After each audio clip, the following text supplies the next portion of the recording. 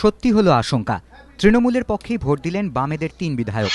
ময়নাগুড়ির RSP বিধায়ক অনন্ত দেব অধিকারী, কুমারগ্রামের RSP বিধায়ক দশরথ তির্কে এবং গলসির ফরওয়ার্ড ব্লক বিধায়ক সুনীল মণ্ডল। রাজ্যসভার ভোট বিধানসভায় হলেও তা বিধানসভার কার্যবিবরণীর মধ্যে পড়ে না, ফলে এক্ষেত্রে দলীয় হুইপ কার্যকর নয়। কোনো বিধায়ক অন্য দলের হয়ে ভোট দিলে তিনি দলত্যাগ বিরোধী আইনে পড়বেন না, তাঁর বিধায়ক পদও খারিজ হবে না। খুব জোর দল তাঁর বিরুদ্ধে ব্যবস্থা নিলে তিনি সাধারণ বিধায়ক হিসেবে থেকে যাবেন। কিন্তু রাজনৈতিক পর্যবেক্ষকদের মতে ৩ বাম বিধায়ক শাসক দলে নাম লেখানোর ফলে মূলত ধাক্কাটা লাগবে বামেদের বিশ্বাসযোগ্যতায়। রাজনৈতিক পর্যবেক্ষকদের মতে রাজ্যসভায় অন্য দলের প্রার্থীকে বাম বিধায়কদের ভোট দেওয়ার নজির অবশ্য এই প্রথম নয়। প্রণব মুখোপাধ্যায় বামেদের ভোট নিয়ে রাজ্যসভায় গিয়েছিলেন, কিন্তু সেক্ষেত্রে প্রেক্ষাপট ছিল সম্পূর্ণ আলাদা। দ্বিতীয়ত, সম্প্রতি বেশ কিছু বাম নেতা শাসক দলে নাম লিখিয়েছেন, কিন্তু সেক্ষেত্রে বামেরা দাবি করেছে ভয় দেখিয়ে তাদের বাধ্য করা হয়েছে।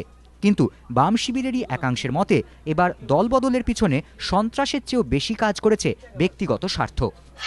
রাজনৈতিকভাবেও ৩ বিধায়কের শাসক দলে নাম লেখানোটা বামেদের কাছে বড় ধাক্কা বলে মনে করছেন পর্যবেক্ষকরা। যে ৩ বাম বিধায়ক তৃণমূলের পক্ষে ভোট দিয়েছেন তাদের মধ্যে 2 জন তফসিলি সম্প্রদায়ভুক্ত, 1 জন তফসিলি উপজাতি সম্প্রদায়ভুক্ত। রাজনৈতিক পর্যবেক্ষকদের মতে রাজ্য বিধানসভায় তফসিলিদের জন্য মোট সংরক্ষিত আসন 84টি। তার মধ্যে তফসিলি সম্প্রদায়ভুক্তদের জন্য 68টি এবং তফসিলি উপজাতি সম্প্রদায়ভুক্তদের জন্য 16টি। পরিসংখ্যান বলছে সংরক্ষিত এই আসনগুলির মধ্যে অধিকাংশই বরাবর বামেদের দখলে থেকেছে। 2011-তে পরিবর্তনের ঝড়েও 84টির মধ্যে 30টি আসন পেয়েছিল বামেরা। সেদিক থেকে তফসিলি ও উপজাতি সম্প্রদায়ের 3 বিধায়কের একসঙ্গে দলত্যাগটা বামেদের কাছে বড় ধাক্কা। অন্যদিকে পঞ্চায়েতেও ভোট কাটাকাটির সুযোগে 30% বেশি ভোট পেয়ে জলপাইগুড়িতে জেলা পরিষদ দখল করেছে বামেরা।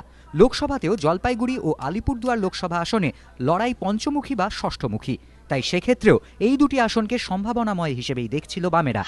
কিন্তু সেই প্রেক্ষাপটে এলাকার 3 প্রভাবশালী বাম বিধায়ক শাসক দলে নাম লেখানোয় ভোট ব্যাংকেও তার প্রভাব পড়তে পারে বলে মনে করছেন রাজনৈতিক পর্যবেক্ষকদের একাংশ।